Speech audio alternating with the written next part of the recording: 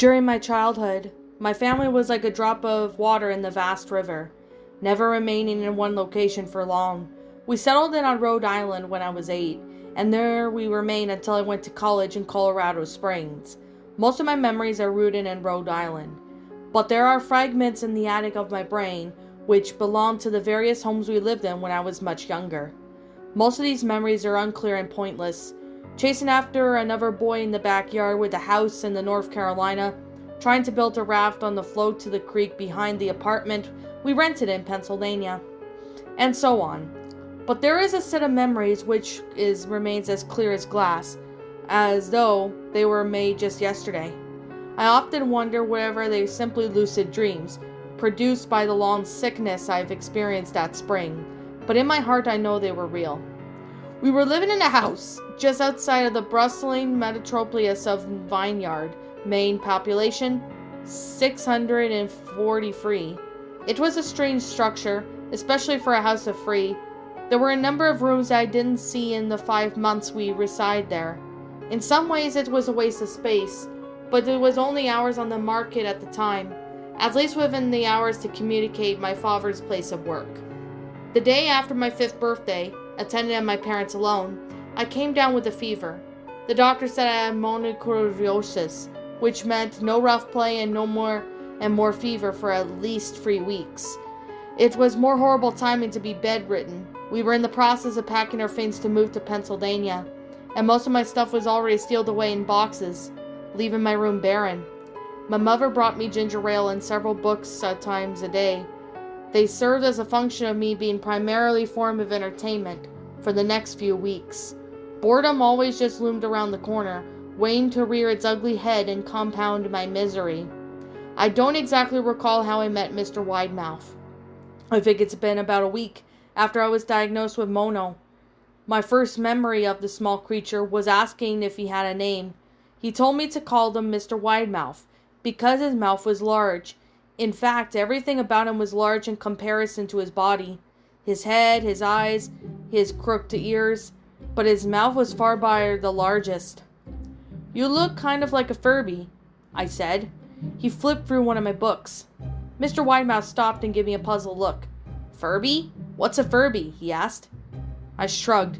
"You know, the toy, the little robot with the big ears. You can stroke and feed them, almost like a real pet." "Oh!" Mr. Widemouth resumed his activity. "You don't need one of those. They aren't the same thing as having a real friend." I remember Mr. Widemouth disappearing every time my mother stopped in to check on me. "I lay under your bed," he's later explained. "I don't want your parents to see me because I'm afraid they won't let us play anymore." We didn't do too much during those first few days. Mr. Widemouth just looked at my books, fascinated by the stories and pictures they contained. The 3rd or 4th morning after I met him, he greeted me with a large smile on his face. "I have a new game we can play," he said. "We have to wait until after your mother comes to check on you, because she can't see us play it. It's a secret game." After my mother delivered more books and soda as the usual time, Mr. Widemouth slipped from under the bed and tugged my hand. "We have to go to the room at the end of this hallway," he said. I objected at first, as my parents had forbidden me to stay in bed and not leave my bed without their permission. But Mr. Widemouth persisted until I gave in. The room in question had no furniture or wallpaper. Only distinguishing feature was the window in the opposite doorway. Mr. Widemouth darted across the window and gave it a firm push, flinging it open. He then beckoned me to look out at the ground below. We were on the 2nd story of the house, but it was on a hill from this angle. The drop was farther than 2 stories due to the incline. "I like to play pretend up there," Mr. Widemouth explained. I explained that there is a big and soft trampoline just below this window, and I jump if you pretend hard enough. You'll bounce back up like a feather. I want you to try. I was a 5-year-old with a fever, so only hints of skepticism darted through my thoughts as I looked down and considered the possibility. "It's a long drop," I said, "but that's all part of the fun. It wouldn't be exciting if it was just a short drop. If it were that way, you may as well bounce on a real trampoline." I toyed with the idea, picturing myself falling through the thin air, only to bounce back to the window on something unseen by human eyes. But the realist of me prevailed. Maybe some other time, I said. I don't know if I have enough imagination. I could get hurt. Mr. Widemouth's face contorted into a snarl, but only for a moment. Anger gave way to disappointment. If you say so, he said. He spent the rest of the day under my bed, quiet as a mouse. The following morning, Mr. Widemouth arrived holding a small box. I want to teach you how to juggle, he said. These are some of the things you can use as practice before I start giving you lessons. I looked in the box. It was full of knives. My parents will kill me, I shouted, horrified that Mr. Widemouth had brought knives to my room. Objects that my parents would never allow me to touch. I'll be spanked and grounded for a year. Mr. Widemouth frowned. It's fun to juggle with these, if you want to try it. I pushed the box away. I can't. I'll get in trouble. Knives aren't just safe to throw around in the air. Mr. Widemouth's frown deepened into a scowl. He took the box of knives and slid under my bed, remaining there for the rest of the day. I began to wonder how often he was underneath me. I started having trouble sleeping after that. Mr. Widemouth often woke me up at night, saying that he had to put a real trampoline under the window, a big one that I couldn't see in the dark. I always declined to try and go back to sleep, but Mr. Widemouth persisted. Sometimes he stayed by my side until early in the morning, encouraging me to jump. He wasn't so fun to play with anymore. My mother came in one morning, told me I had her permission to walk around outside. She thought fresh air would be good for me, especially after being confirmed from my room for so long.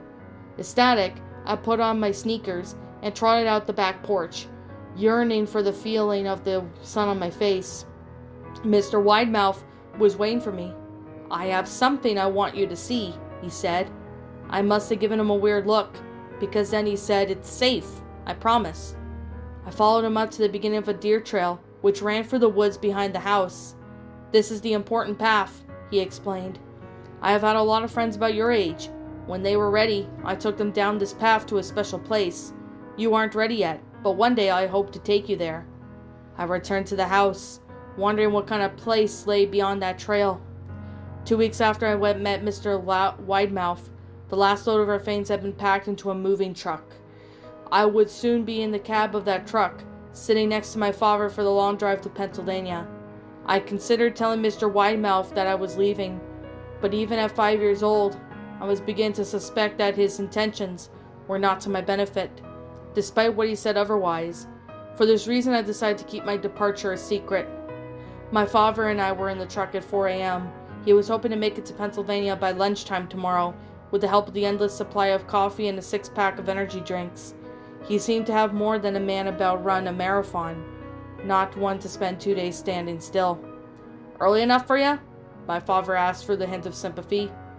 I nodded and placed my head against the window, hoping for some sleep before the sun came up. I felt my father's hand on my shoulder. This is the last move, son, I promise.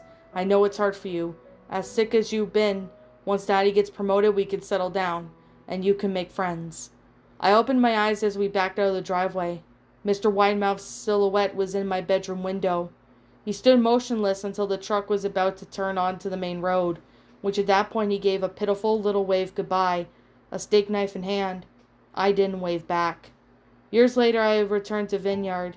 The new piece of land of our house stood upon empty, except for the foundation, as the building had burned down a few years after my family left.